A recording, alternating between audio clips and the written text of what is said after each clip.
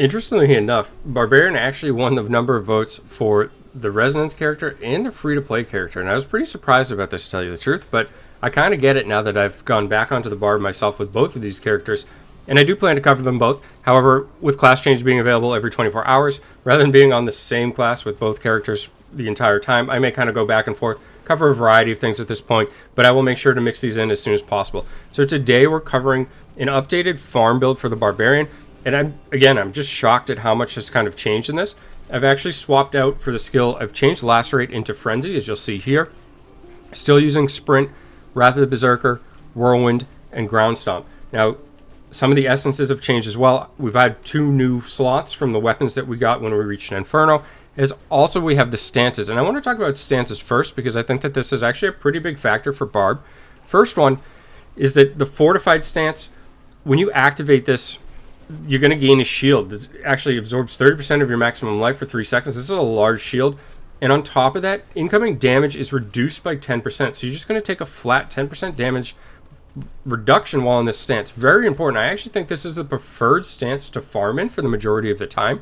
And then when we activate the Frenzy stance, we're going to get primary attack speed increase of 20% for 3 seconds.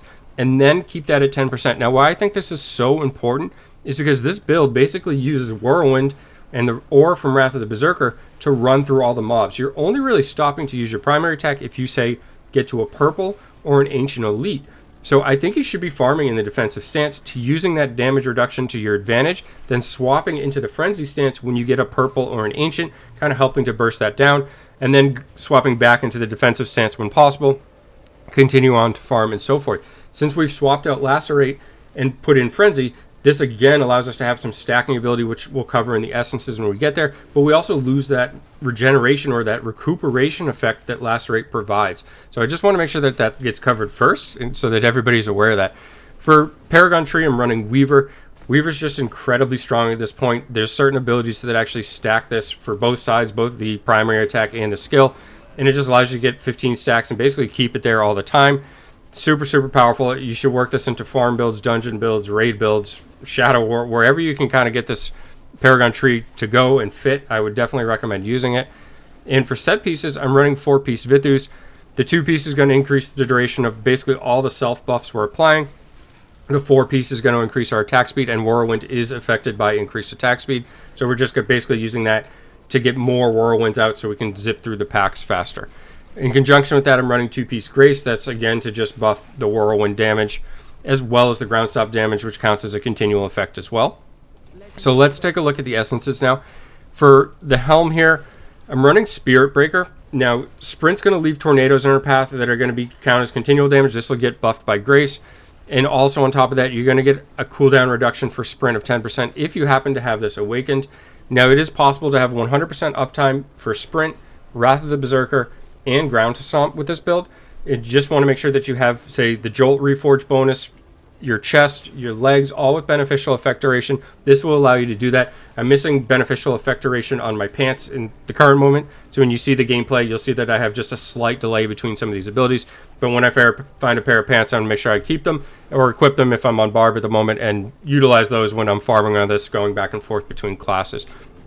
Now for the chest, we have the Gathering, and this is optional. You have the ability to put other chest pieces here. I'll tell you why I like this one, and it mainly just has to do because I like farming in Mount Zavain. Has the ability to interrupt the mobs when they shield and kind of pull them from their rooted stance and interrupt that shield, allowing you to continue on. It also has the energy consumption reduction if you have Essence Mastery, as well as the energy consumption being slower if you have this awakened. 5 Fresh Claws also has both of these pieces at the end here, but what I don't like about 5 Fresh Claws is that it's a stacking buff applied as you Whirlwind, meaning that you have to Whirlwind the same mob 5 times to get that maximum of 10% from it. And there just aren't a lot of cases where you actually Whirlwind the mob 5 or more times to really benefit from that. This build is super fast. It kills everything incredibly quick, unless you get like a purple or an ancient, as I mentioned, which we're then going to swap to Frenzy, swap the stances and all of that. So this is the reason I prefer the Gathering. There are a couple of chests I would stay away from. One of them here is Ferocious Gale, and that's because you will get added benefit from Grace for throwing tornadoes out, similar to the Sprint Helm. However, it doesn't have that energy consumption reduced from the Essence Mastery, nor does it have the awakened effect of reducing energy consumption either. So that really adds up. I want to make sure that I'm stacking as much of those for Whirlwind so that I can Whirlwind as often, as hard as possible. Okay, Whirlwind is like the bread and butter for going through the packs in this build. While we're on a topic here of having other potential options, let's take a look at this helm as well again.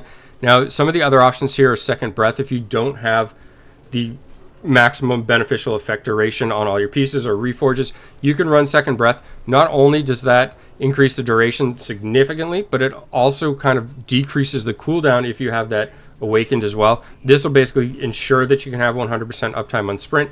And depending on what you're running for shoulders, you may just want better uptime on activating sprint just to pop your Vithus again.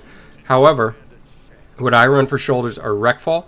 And the reason for this is because it reduces all damage you take by 20% while channeling, meaning every time I channel the Whirlwind, I will pop Vithus. It actually applies as a defensive buff, so I will be reactivating Vithus whenever I need.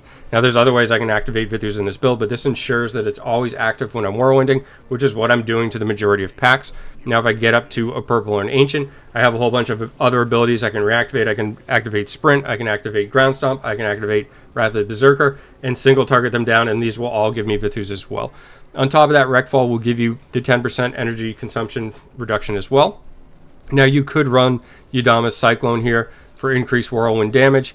This also gives you that energy consumption. This is an option, but then you have to micromanage when you have the Vithus buff active and make sure that you're staggering cooldowns.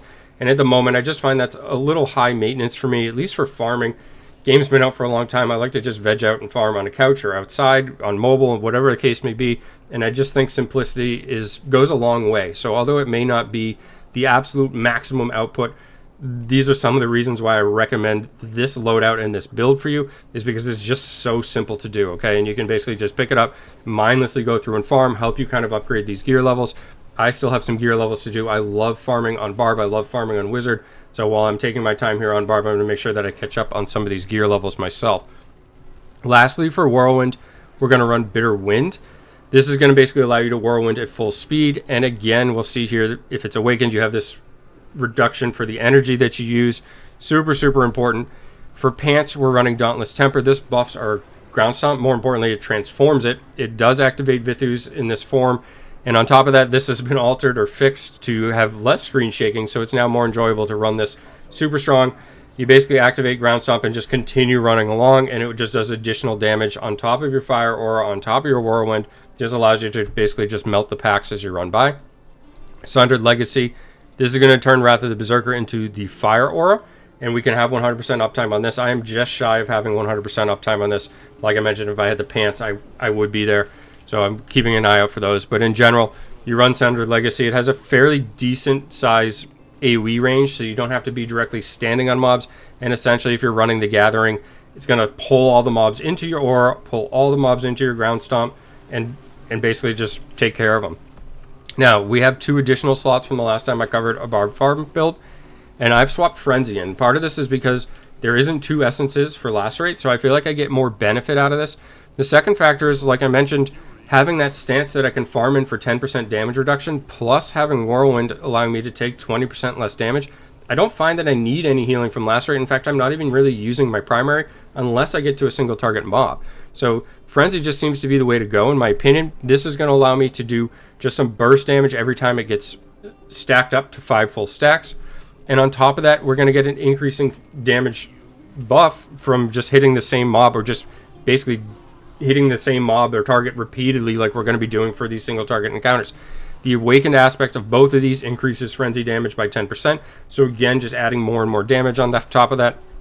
And I really think this is the way to go, so that when you aren't able to Whirlwind everything down super quickly, we then just switch to single target, pop that stance change, go into your frenzy or your offensive stance, nuke them down, and then keep on farming. After 30 seconds goes by, swap back into your defensive stance, pick up some health globes and so forth, and you should stay topped off with this build. So why don't I use Horns of Haragoth? Well, unfortunately, I can't get enough beneficial effect duration to get my sprint to a point where I can maintain 100% uptime on it. If I could, I absolutely would swap this helmet, and it's possible that some of you may be able to do that.